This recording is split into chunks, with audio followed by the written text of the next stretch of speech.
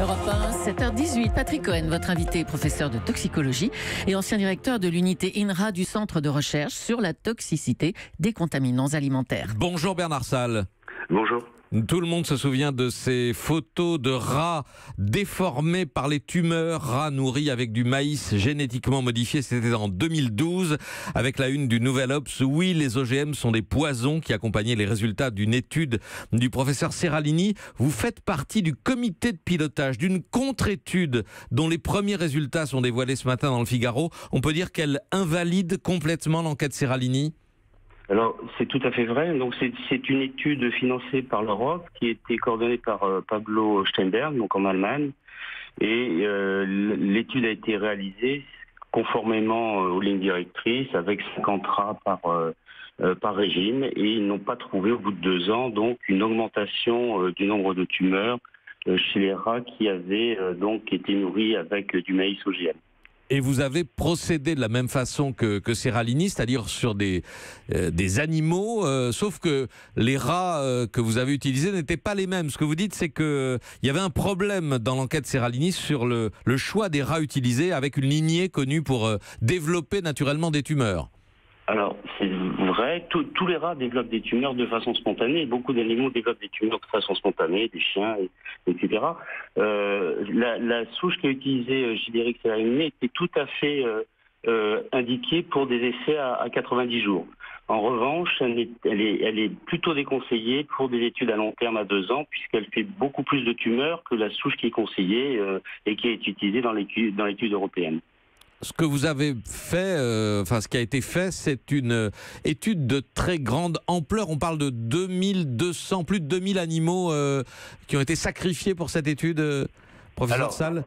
Là, c'est vrai, mais pour deux programmes européens, un qui s'appelle GRACE et l'autre G-Twist. Et quand on mixe ces 2 programmes, GRACE répondait à la toxicité potentielle du Monsanto 810 et G-Twist a répondu à la cancérogénèse du maïs MK603.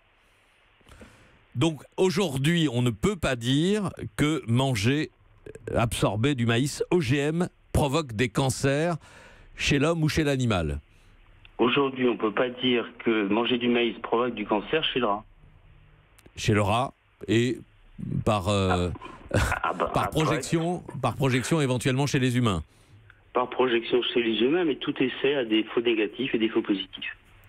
Comment, avec le recul, analysez-vous ce qui a été l'impact de cette étude Seralini? C'est la force des images, ces rats difformes qui ont été montrés, qui ont beaucoup impressionné le grand public. Alors, je pense qu'il y a 2 choses. Il y a eu l'embargo, c'est quelque chose qu'on connaît peu dans le milieu scientifique, on discute, on bloque pas les discussions. Et puis, c'est vrai, donc les rats avec tumeurs, mais il suffisait de montrer aussi les rats contrôle. Ils avaient aussi certainement beaucoup de tumeurs, ça on les a jamais montrés. Et enfin, pour nous, il y avait des choses qui manquaient en termes d'analyse beaucoup plus fine d'histopathologie.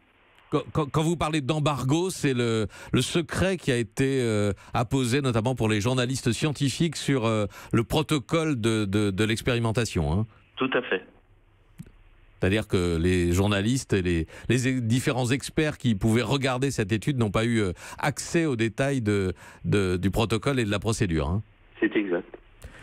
Il y aura d'autres prolongements maintenant. L'étude complète est attendue pour les prochains mois, hein, c'est ça? Alors, en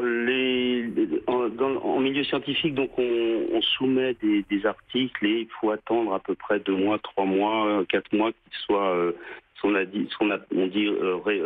revus par les pairs. Et je pense que G-Twist sortira en fin d'année. Est-ce que vous attendez à des contestations sur cette contre-étude? Est-ce qu'il y aura peut-être des gens qui vous diront a-t-on vraiment la preuve qu'il n'y a pas de lien entre maïs OGM et cancer?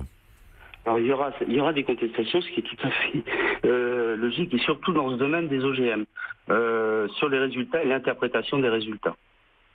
Il y aura forcément des contestations. En tout cas, sur l'absence de conflit d'intérêts pour les scientifiques qui ont participé à cette étude, à cette enquête, les choses ont été parfaitement vérifiées. Hein. Oui, il y a une déclaration de conflit d'intérêts. Ils avaient aussi donc plusieurs réunions avec les parties prenantes, donc qui ont suivi tout le processus. Merci beaucoup, professeur Bernard Salle de l'INRA, l'Institut national de recherche agronomique, et l'enquête, les premiers résultats à lire dans le Figaro ce matin. Europe.